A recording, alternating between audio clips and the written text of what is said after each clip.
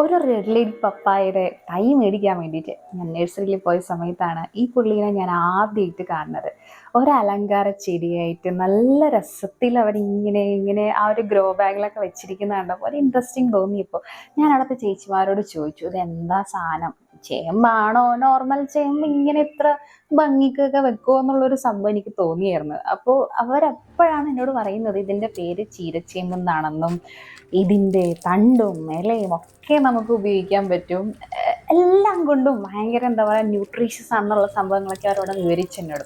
അപ്പോൾ കേട്ടപ്പോൾ ഒരു ഇൻട്രസ്റ്റിംഗ് ആയിട്ട് എനിക്ക് തോന്നി. കാരണം പൊതുവേ ചേമ്പ് ഞാൻ അത്ര അടുപ്പിക്കാറില്ല. കാരണം ഒരു വട്ടം ചേമ്പ് കഴിച്ചപ്പോൾ ചൊറിഞ്ഞത് കൊണ്ടിട്ട് ആ ചൊറിച്ചിൽ ഇപ്പോഴും എനിക്ക് ഓർമ്മയുണ്ട്. അപ്പം അങ്ങനെ തന്നെ ഇതും വേണോ വേണ്ടയോ എന്നൊക്കെ ചിന്തയുണ്ടായിരുന്നു. പക്ഷെ അവരെന്തായാലും എടുത്തോ മോളെ നല്ലതാണ് എന്നൊക്കെ പറഞ്ഞതുകൊണ്ട് വാങ്ങാമെന്ന് വിചാരിച്ചു. അങ്ങനെ 50 രൂപ കൊടുത്തിട്ടാണ് ഞാൻ ഇതിൻ്റെ തൈ വാങ്ങിയത്. തൈ വാങ്ങിയിട്ട് കൊണ്ടേ നട്ടു. വെയിലും മഴയൊക്കെ വന്ന് അതിന് ശേഷമാണെന്നുണ്ടെങ്കിൽ നല്ലപോലെ ഇലകളൊക്കെ ഉണ്ടാവാൻ തുടങ്ങി. ആദ്യം കുഞ്ഞു കുഞ്ഞു ഇലയൊക്കെ വന്നു, പക്ഷെ അതിന് ശേഷം നല്ല നല്ല വലിയ വലിയ ഇലകളൊക്കെ വരാൻ തുടങ്ങി.